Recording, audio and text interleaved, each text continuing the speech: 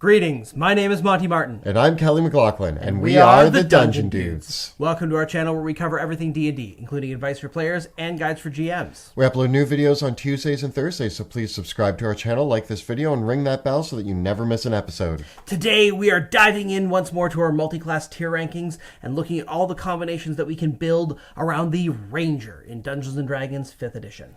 Rangers love to explore the wilderness and live on the fringe of society. But every once in a while, even the most reclusive of rangers needs to take a trip into town. And with all the towns and cities that we throw into our campaigns, that brings us to today's sponsor. Today's episode is sponsored by Burrowbound, creators of fantasy cities for your tabletop RPG campaigns. They create everything you need to run urban adventures, including maps, music, NPCs, adventure hooks, and much more. So the next time that your ranger in the midst of a deep survival campaign decides, no, actually, I want to go back to town so I can start taking rogue levels, and you have not prepared a city at all. These cities are fully detailed and ready to use in your campaigns, so the rangers can stop by to resupply, visit the local thieves guild, start hobnobbing with all the locals, or even pick up a new quest out in the wilderness once more. Each of the packages includes all the maps you need, as well as variations on those maps, both interior and exterior maps, as well as art and illustrations for the towns and cities, NPCs, tokens, and everything else that you would need so that you can even play them on your favorite VTT. Best of all, there is a free package that you can check out if you want to get a sample of one of the towns that is available. They drop new content on a regular basis, so head on over to their Patreon to sign up today. So make sure to check the links below to grab your first city from Burrowbound. And now, let's get back to the Ranger in the wilderness. Over the lifespan of 5th edition, the Ranger has gone from a pretty weak class to a very robust and powerful character class with lots of customization options through the optional class features and subclasses available to it. And it is a great option for both playing as a single class character, although it has remained popular for multi-classing as well, because the Ranger is a pretty front-loaded class, gaining its best and most powerful features generally within the first 5 levels of the class. If you're interested in seeing how we are ranking these multi-class combinations, you can check out our video where we go over all of that right up over there. But for the most part, we're going to be looking at using the Ranger as our base and foundation for all of these multi-classing combinations and looking at how it combines with the other classes available in the game. The higher ranked ones are options where no matter what subclass you're picking, it is going to be a good time. Whereas the lower ranked ones, there's not really a lot to offer here, and combining might actually leave you at a loss. As always, these are our opinions based on how we play the game and what we perceive as more powerful or more valuable, and you might disagree with us. This is why we've also polled our community to find out how they rank the multi-class options, and we'll be going over our community rankings at the end of the episode as well. There's a lot to discuss today, so let's get rolling. So kicking things off with the Artificer, we have the mechanical-minded engineer and the wilderness explorer. Do the two meet? The first thing that comes into my mind is whether or not an artillerist, gloomstalker, or something might work. But right away, it starts to fall apart with the fact that we have an intelligence-based half-caster who really wants to use intelligence, and we have our wisdom and dexterity for our ranger. And although the artillerist stood out to me because I was like, oh, maybe if we just put a magic gun in the ranger's hand, but the artillerist actually uses your spellcasting and spells instead of actually attacking with range. The artillerist is weirdly deceptive because they're not actually making any weapon attacks. They're entirely based on their spell attacks, their cantrips. Their arcane firearm is using cantrips through this gun that isn't actually a functional weapon in any sense. And even when they conjure up their force ballista, that is using their spellcasting ability modifier for the attack rolls, which is going to be based on intelligence. We commented in our Artificer tier rankings as well how the Battlesmith is kind of like a mechanical-based ranger in that it also really loves making attacks. It gets extra attack. It has a companion that fights alongside it. And so the Artificer and the Ranger are, oddly enough, they're like two sides of the same coin. They're just coming at it from opposite directions. The thing about a coin, though, is that the two sides will never actually see each other. Yeah, and it's hard to make a build. Like, I really wish that we could have the Battle Beast Mastersmith. Yeah. That I love the idea of the character that has the mechanical beast and puts the brain of their dead companion into the mechanical body or something like that. It's really cool conceptually. And I do wish that there were other combinations that work here, because they seem like there's a lot of thematic idea of like this rugged, resourceful, hermit-like inventor living on the fringes of society and scavenging. I'm almost thinking, actually, you know what this would be really cool as like a ranger artificer? A post-apocalyptic campaign in the ruins of a technological civilization. And you're like scavenging parts together to build your creatures and to build like your cannon or your weaponry. So more like Mad Max Wasteland Wanderer. Yeah. It would be really neat to do that. I just don't think that it's mechanically strong. I do have one here for you, though. Okay, what is it? The Armorer offers what I call the stealth suit, the Infiltrator armor. Right. The Infiltrator armor does have a ranged simple weapon attack. So it would benefit from Hunter's Mark. It would benefit from Sharpshooter. Yep. And you don't have to use your intelligence to attack with that weapon. You don't have to. So if we take a couple levels, enough to, well, if three levels of Artificer, yeah. To get our infiltration suit, we have our attack. We gain a couple infusions that we can use to bolster up. We get advantage on stealth with that suit, which as a ranger, we add in Pass Without Trace with our stealth suit in the woods. It's kind of cool. That's a pretty good ambusher. Yeah. Now, I think it's kind of our only viable option with this build, but it is enough that I think I want to give it a C. Okay. Yeah, I'll give it a C. 3 levels of Artificer just to dip in to grab that, I think is probably the best you're going to get. Yeah, C, it's mechanically really cool. I don't know if it's better than just staying a ranger, but no, I don't think it gives you meaning. Like, basically, the only thing that you're doing is taking 3 levels of Artificer to get advantage on stealth. Yeah, feels like, I mean, you're going to get some spell casting progression, but it feels pretty limited to me overall. I'll give it a C because the stealth suit ranger does sound kind of cool, and I like your Wasteland Wanderer, so now I want to play it. The Barbarian is what happens when you are angry at civilization and you go into the wilderness and kind of lose your mind. That's the Ranger Barbarian to me. For some reason, the Ranger Barbarian feels kind of like Conan to me, although there is rogue elements in Conan, but... I don't know if you know this, but actually, many times when Dritz de Orden has been statted up, he's had Barbarian levels because he actually did have, like, a rage to him. Right. I think that actually there's a lot more commonality here than you might expect. We are going to want strength, dexterity, and wisdom to fulfill the prerequisites. Yeah. But I do think that if we actually go more into strength, we have a decent dexterity, we have a good wisdom, we go more into strength, we throw on either two-handed fighting or a two-handed weapon. Mm-hmm. And what we end up with is when you rage, you can't concentrate on a spell.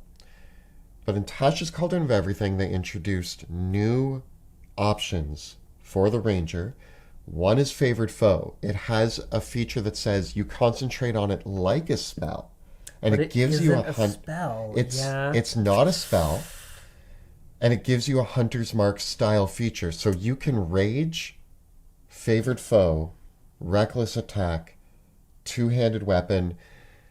Also, there's a lot of great ranger combinations to imagine being a raging two-handed weapon fighter. I mean, a Beastmaster, you have your bear companion, but you're this like burly, you wear like your own bear pelt and you deem yourself kind of a kin of the bear anyway. Yeah. Or a wolf pack master, the pack lord. Yep. Drake Warden, you two-handed weapon, you're riding a dragon into battle. And you only need 2 levels of Barbarian to get this happening, right? You're building a strength-based ranger, so you're doing a bunch of the Barbarian stuff. I think this is a good character. Like, I think this is... We talked about, in previous episodes about how strong the Barbarian Fighter is and even the Barbarian Paladin. And I think this is... The 2-level dip, usually with Ranger, we're thinking dexterity-based ranged attacks. But I think that if you wanted to do something different, and you wanted to be a melee-based Ranger that was using a two-hander, not even dual-wielding, that went the Great Weapon Master route... I think that there's a lot here to offer. I think that Great Weapon Master with the Gloomstalker ambush feature, it's hard to pull off. Because now you're going strength-based. Your ability to get that surprise or to get that first round is diminished. But you still get it during the first round of combat. You always get that first attack. That extra attack with the Gloomstalker. I might take alert with this character. Maybe. But I do also like the idea of being a Beastmaster or a Drake Warden. Like, thematically... You can still command your beast while you're raging, right? Yeah. I think so. I think that's pretty decent.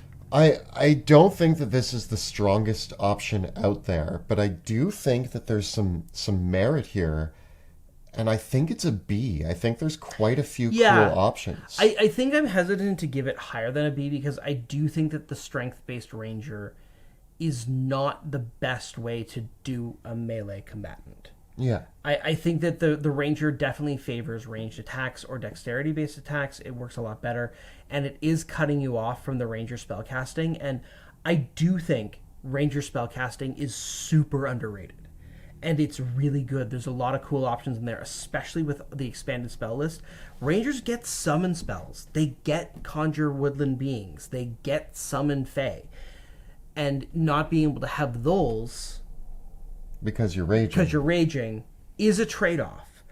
But maybe it's a trade-off that provides an interesting build option, especially, because if you're thinking about it like this, you're going into melee combat, you're going to be taking hits, you're going to be losing your concentration anyways. You weren't going to invest in that, so you were not going to bother. And now you're using a great sword or a great axe, and you're taking Great Weapon Master. So you're hitting way harder.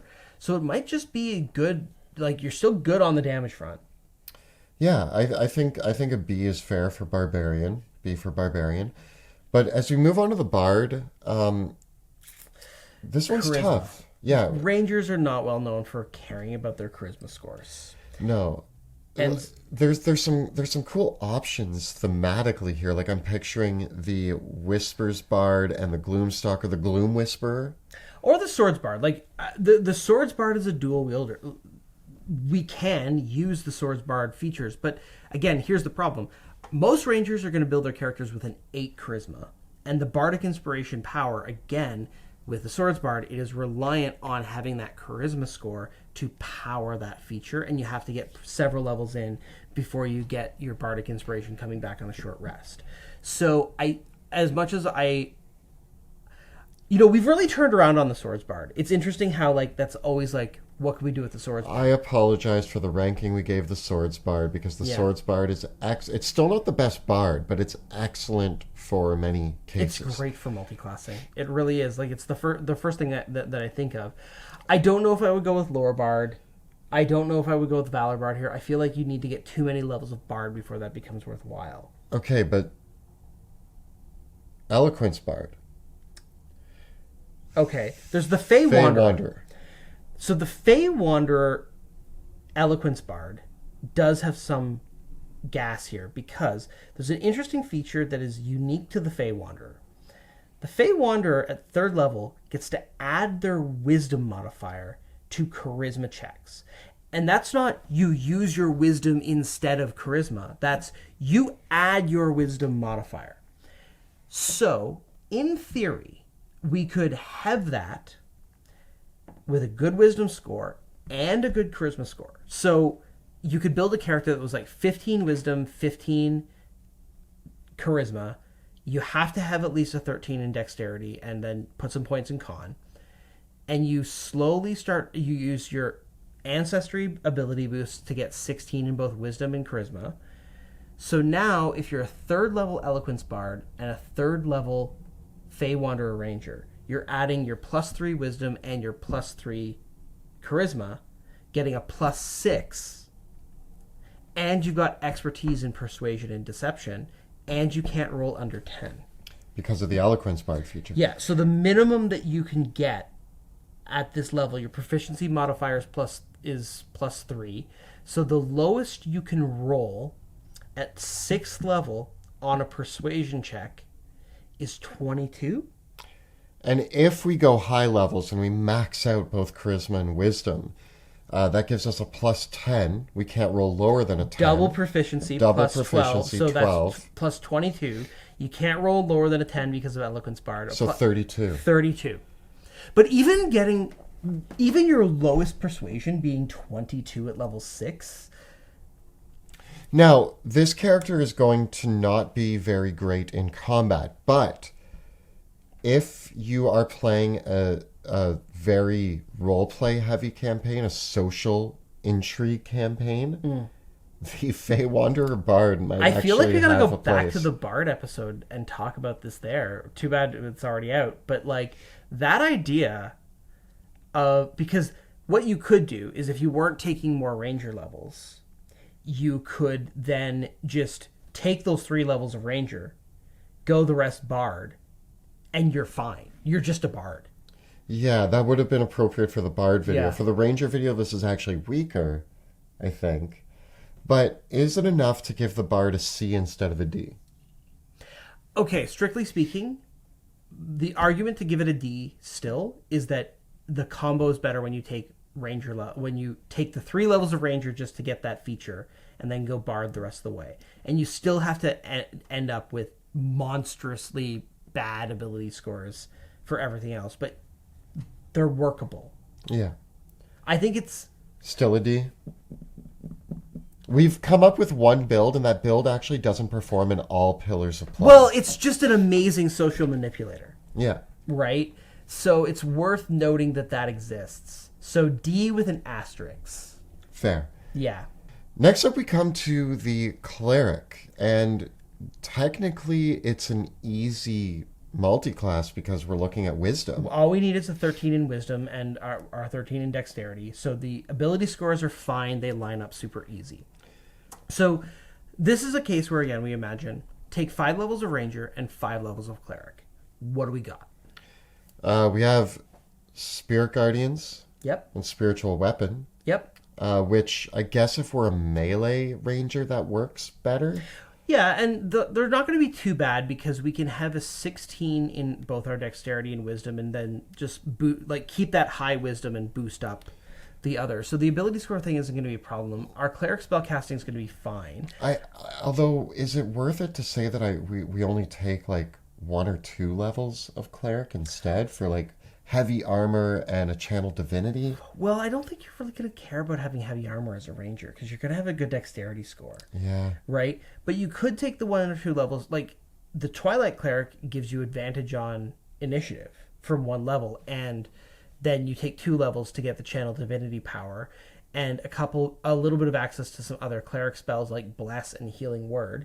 That's not a bad pickup, right? Oh, and many of the other domain spells. I think that you could build the Cleric Ranger with more levels of Cleric. I think it's fine to take 1 or 2 levels of Cleric. That's a B.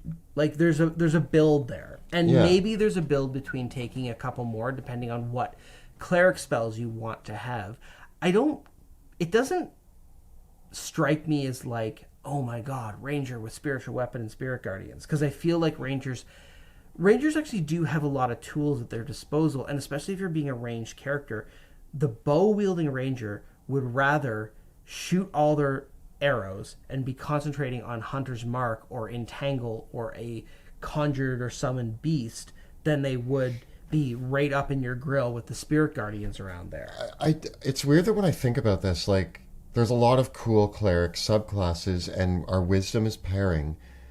But nothing stands out to me as super exciting here. It's all like, you could, but it's not bad. And again, like, Ranger is a class where it drops off substantially what you start gaining from additional features past level 5 or 6. So you could just be like, I'm gonna just grab a smattering, a bunch of different classes, and Cleric's gonna be among them. It's a B. I think it's a B. Yeah. By a similar token, as we move on to the Druid, I think again, there's a lot of overlap between rangers and druids, and so you would naturally think that they pair together quite well. But I don't think that's the case. I think that what do we gain from having more druid spellcasting? What do we gain from having more druid levels? I mean, we could be a shepherd druid and pump up our summoning a bit so that we have more bodies on the board. We could be a Beastmaster shepherd. Yep, actually, that is a very good point. A Beastmaster shepherd, that sounds good. You're already getting the summon spells. The druid is going to let you upcast them because your spell slots are going to advance more aggressively. So you're going to be able to summon better things than you otherwise would.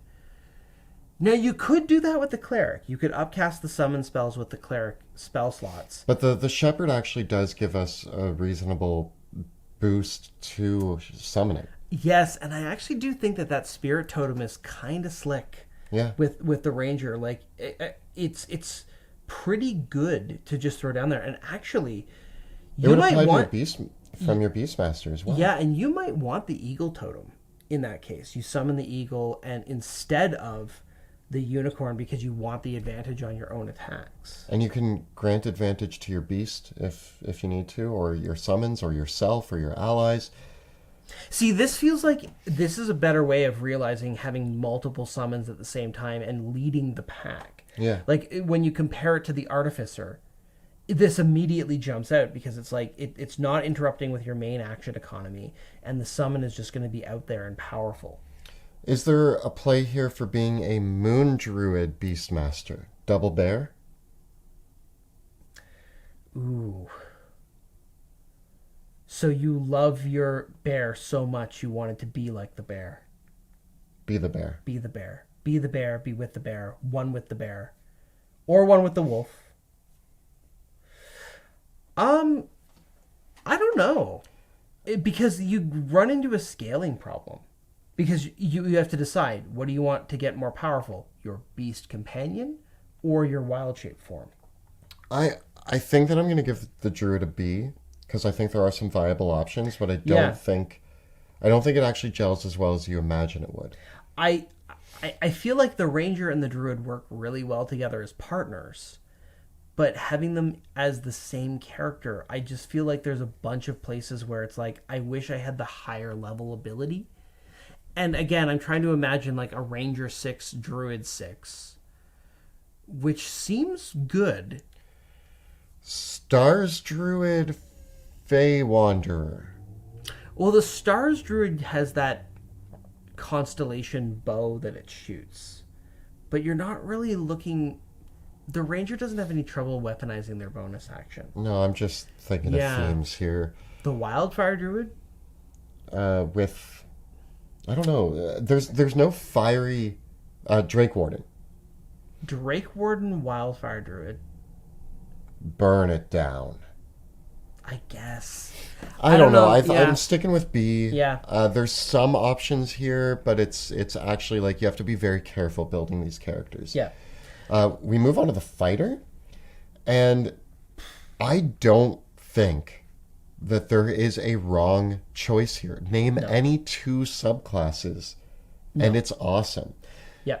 Even if you're only taking 2 levels of fighter, great. You're taking 3 to pick up something.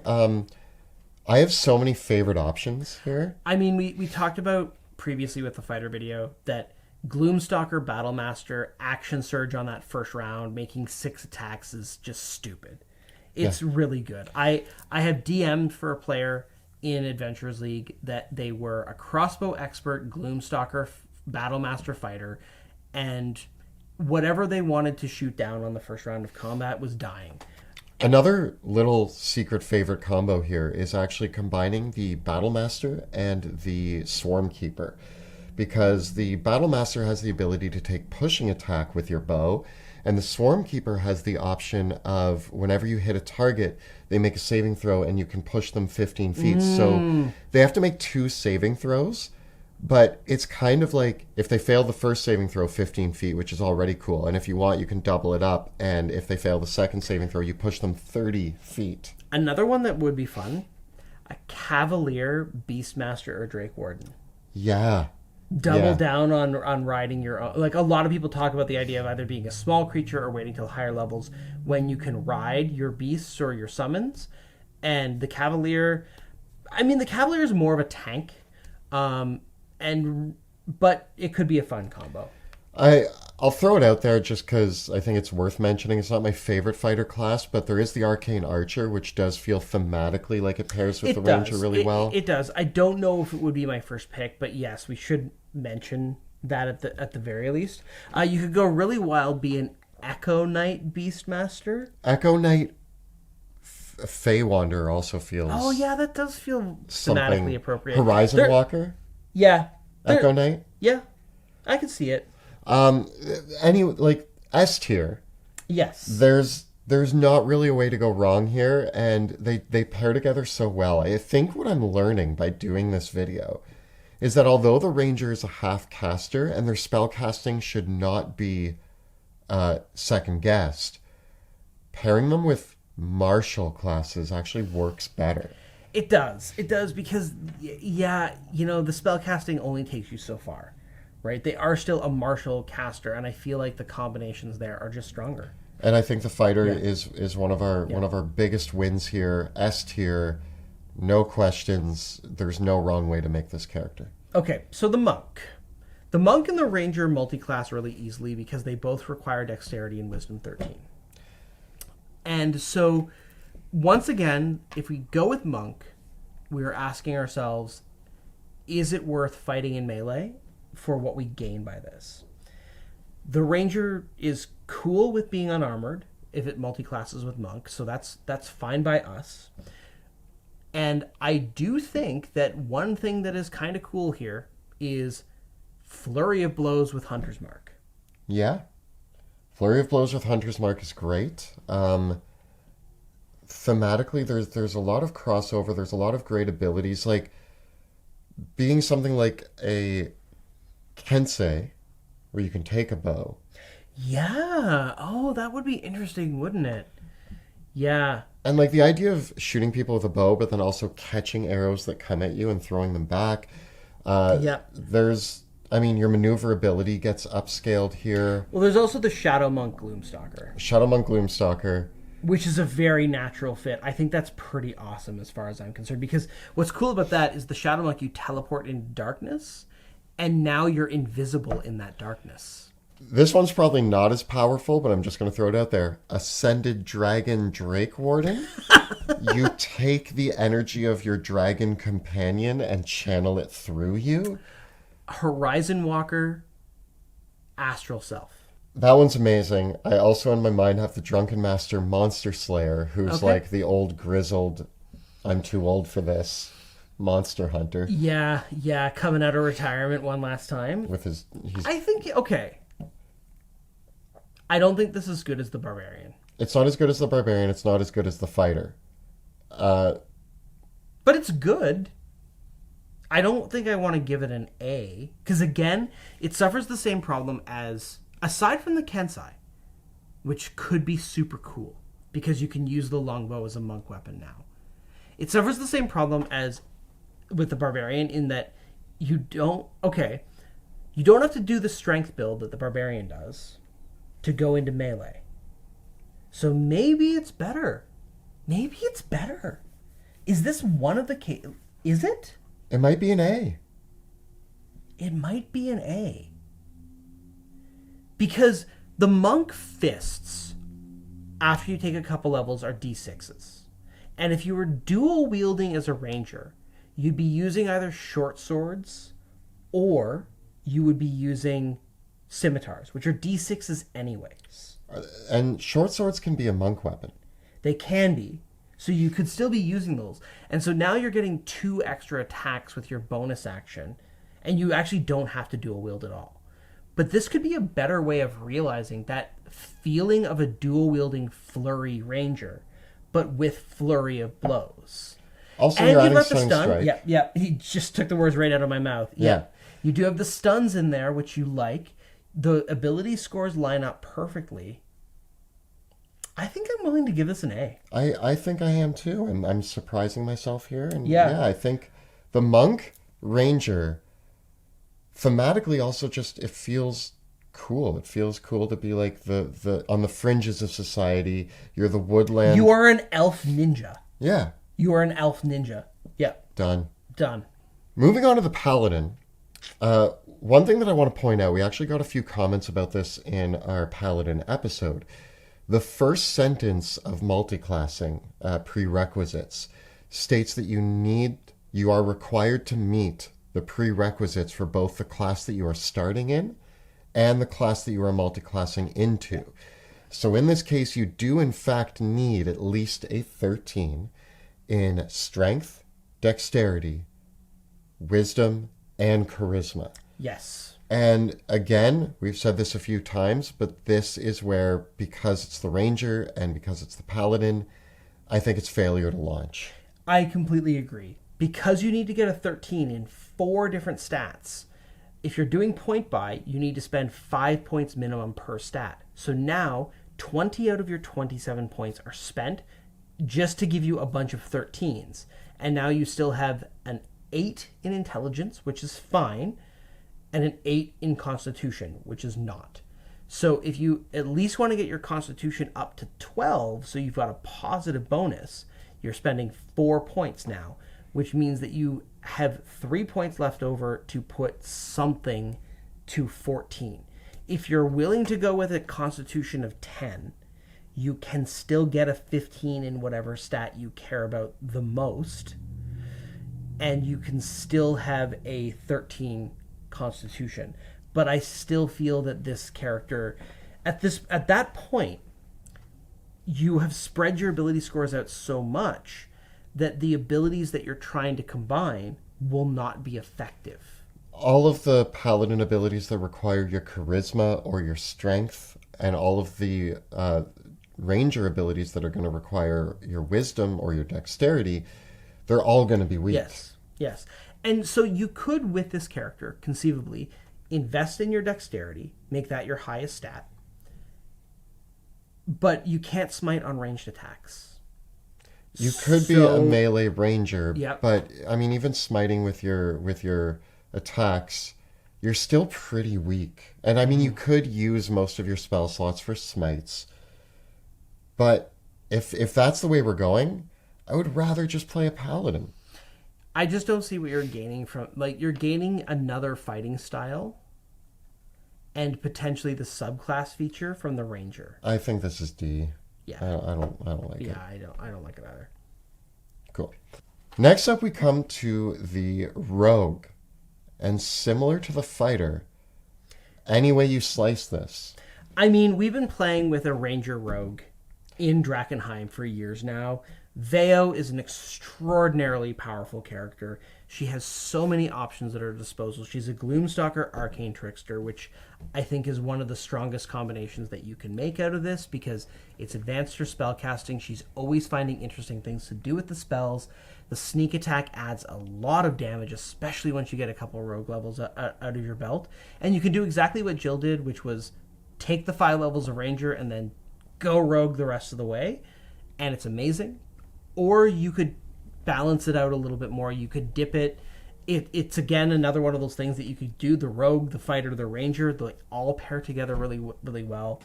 And you've got a lot of stuff. Like, you could go not the rogue arcane trickster. You could go the scout. Yeah, the scout actually pairs really well here.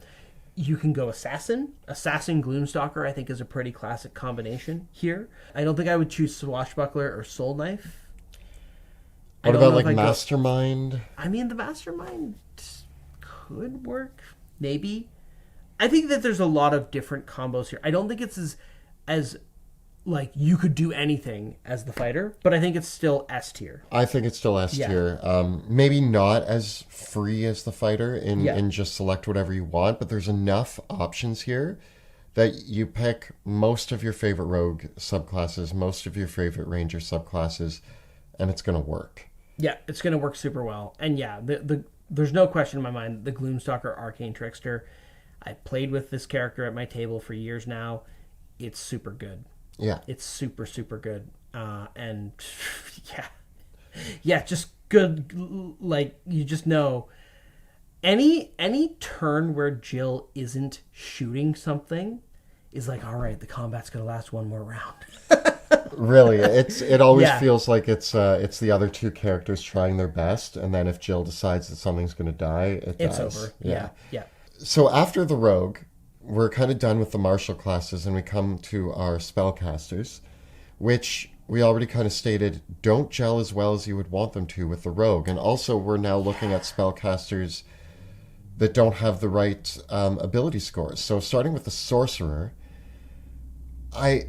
it feels like if you did this combo, you're basically just saying, I want arcane spellcasting and meta magic, even Don't you if it want doesn't. to be a Drake Warden, Dragonborn sorcerer? Yes, but You could be a Dragonborn, Drake Warden, Dragonblood sorcerer. it sounds cool, but like it's a bit of a mess. I wanted to play Dungeons and Dragons, emphasis on dragons. The game said dragons, so I'm being the most dragon I can be. Is the Drake Warden, Dragonborn, Dragon Sorcerer, is that more dragon than the Drake Warden Ascendant Dragon, Dragonborn? Like, which is more dragon? Well, the better combo is obviously the monk. So I think that is the stronger combo, but I'm not. But of those combos, both the sorcerer and the monk have dragon blood. So they're the same. One's just dragon blooding with fists, the other's dragon hold blooding on. with magic. Can you twin Hunter's Mark? Twin spell Hunter's Mark? Does that work? Does it? But is it worth it? You could twin spell Hunter's Mark. Can I just take the feat that gives me a meta magic? Yes, you could. Save me the Save you the levels, yes, and you'd be able to use it twice per day. And the use of twinning Hunter's Mark is dubious because it's a single target. Like, I guess it saves you the bonus action of moving it later in the combat. And I guess you could choose which one you, You want could to attack, quicken but then the you're not other. You focusing could quicken fire. the other ranger spells. I don't. You have more spell slots for upcasting ranger spells, and you could grab utility, so you could get invisibility. Yeah, but what's our You could get disguise self. You could cast haste on yourself. cool? But or I could just be in the party with a sorcerer and not worry about any of this. I'm just saying that there's options. There's spells that you could use to augment your abilities. And, Okay. And shield, invisibility, mirror image, haste, They all don't- sound like things that I like having as a ranger. And they don't rely on anybody having to make a saving throw, so you don't need high charisma. No. You're using your arcane spellcasting to like improve Yeah. yourself. Yeah. Does that make it a C? If it does, it means that all the casters are C. Because, well, the bard doesn't have shield. Is it better than the bard? It might, maybe, again, aside from that, it might actually be, because the quicken spell and the meta magic let you quicken something or get more out of your existing spells. And I think that maybe the existence of things like shield and, like, bards also have invisibility. You can get Misty Step. I'm gonna give this a C. I don't think that all the spellcasters need to be a C. It's very borderline. I'm trying to talk it up. You are. I'm and playing you're doing a devil's good advocate job. here, and I'm saying, Because like, I was going to give it a D. I just thought there was nothing here. But if you're using your arcane spellcasting on the good spells that allow you to protect yourself and make, like, mirror image, really cool. Yeah. Shield, great. Invisibility, we want that. Although, and I think the meta magic makes it all easier to use because the that small number of sorcery points means that you can do those tricky things to make all that you choose the very few number of spells that you need, and you meta magic them to make them better. And this is where the sorcerer maybe has an edge over the wizard or the warlock. what if, though, I'm just playing a ranger and I take the metamagic adept and Fey touched? Yeah, you get everything except for haste. Because, yes, with Fey Touched and Shadow Touched, you could get Misty Step, you could get a bunch of these other spells,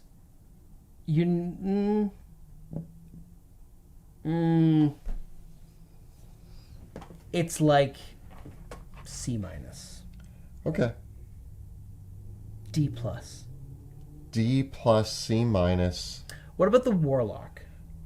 Because the Warlock gives us the spell slots that come back on a short rest. As a Ranger, we don't really have features that come back on short rest, so this is a bit weird for us. And we're not like a Paladin. We don't have anything to convert the spell slots into damage-wise. Hex and Hunter's Mark are very the same. And you can't use them both. No. We don't gain anything out of having Eldritch Blast. I actually would rather, I think, attack with a bow as a ranger with sharpshooter. And we'd have to invest in charisma again to make the Eldritch Blast worth using. And I don't want to go Hexblade. No, because we don't care to attack with our charisma. It's the stat that we care least about. We want our dexterity. Any invocations, like maybe Devil's Sight, but you're already a spellcaster, so you can already take Eldritch Add up to get something like Devil's Sight if you want. And again, we can take Fate Touch to Shadow Touch to gain some key spells here. I think you're right, Kelly. I think that this is another case where you can get what you would really want with feats. And if you're taking more levels than that, I don't know what's happening with this character. I think Warlock's a D. Pretty close. But okay, turn it around. Turn around. Okay. Okay, so you know the thing that Hexblades love to do? Hexblades love to be in darkness because they get advantage on attack rolls. They love the Darkness Devil Sight combo. But if you're a Gloomstalker, you're just invisible in darkness no matter what, which doesn't mess up the rest of your party, assuming they also have dark vision. So as a Hexblade, you could have 3 levels of Gloomstalker. You like the extra attack from Dread Ambusher. You like being invisible in darkness naturally. So you could give yourself advantage on all your attacks. Are you talking the Warlock with a dip and a Ranger? It still doesn't seem that it's just Gloomstalker. I mean, yeah, I don't know. No, I think I'm giving this one a D. And the Wizard, I think, is just worse than the. The only thing the Wizard has that the Sorcerer doesn't is Find Familiar. And more versatile spell access. But I think that the Sorcerer is better than the Wizard in this case because you want to get Metamagic to make the few spells that you care about really good. So I think Wizard is a D as well. Yeah. All right, well, as it turns out, martial classes, in our opinion, make the best combo with the Ranger. Ranger's spellcasting is superb. Yeah. But it doesn't need additional spellcasting in most cases. What it needs is, if you're multiclassing, you want to boost up your combat abilities. Yeah, I think that the overall, it's still revealing. Ranger spellcasting is underrated. And we gain very little by trying to make Ranger spellcasting better or make spellcasting with Rangers in general better by multiclassing, because it's not that we're losing out on those higher level spell slots. It's just that we're not getting a lot, and we're not getting a lot of what we want. Yeah. Right? If there was a character that gave us, because the Ranger only wants a casual investment in their secondary ability score, they don't want to have it pumped up super high. And it's not like the Paladin where there's Aura of Protection and Smite giving us an extra incentive to use spell slots and have Charisma be really high. The Ranger's just I have nothing else to do with these spell slots than just cast the spells with them. Yeah. Yeah. I think that as we look at our community rankings, pretty on point here, although interestingly, a few discrepancies. One of the things that is not surprising is how low staying single class as a Ranger was regarded. Yeah. Only 30% of the community said that they wanted to stay single class with a Ranger, and several classes, the Druid, the Fighter, and the Rogue, all beat out staying a single class Ranger. Cleric falls just shy of staying a single class Ranger, which, interestingly enough, the Cleric and Druid were similar, but I think when we started talking about the Druid, there were some cool choices in there. And interestingly, I think a lot of people missed out on the Monk. I really liked the Monk combo. Was it one of the top 3, though? Maybe not. Yeah, the Druid was very highly ranked as a multi-classing option here. The Monk still got some good votes in there. I think the Monk is better for what the Ranger wants to do in a lot of cases. I'm not surprised to see the Cleric and Druid so high. I feel like I'm missing something about the Druid overall. When we started to talk about the Beastmaster Moon Druid or the Beastmaster Shepherd, I think we started to see a bit of the light there is some strength there. Yeah. But I'm not really surprised by any of these results. No, I'm not surprised to see the Rogue as number 1, and I'm not surprised to see the Fighter as the second highest. Yeah. I fully agree with that. I think the Rogue is superb. And I think that probably again, we've talked about this several times. We'll talk about a few more. The Rogue, Fighter, Ranger is really awesome. Yeah, it's doing all 3 is super good. And I think the base of that is probably taking 5 levels of Ranger. Yeah. Yeah. If you have any thoughts or great combinations that you've tried out, let us know about them in the comments below. The videos that we create on our channel are made possible thanks to the incredible generosity of our Patreon supporters. If you enjoy the work that we do here on YouTube, please consider becoming a patron of our show by following the links down below. And if you want to see a great Ranger Rogue in play, check out our live play in the Worlds of Drakenheim, which airs Tuesday evenings on Twitch. You can find all the previous episodes right up over here. We got lots more tier ranking videos over on YouTube, right up over here. Please subscribe to our channel, like this video, and ring that bell so that you never miss an episode. Thanks so much for watching, and we'll see you next time in the dungeon.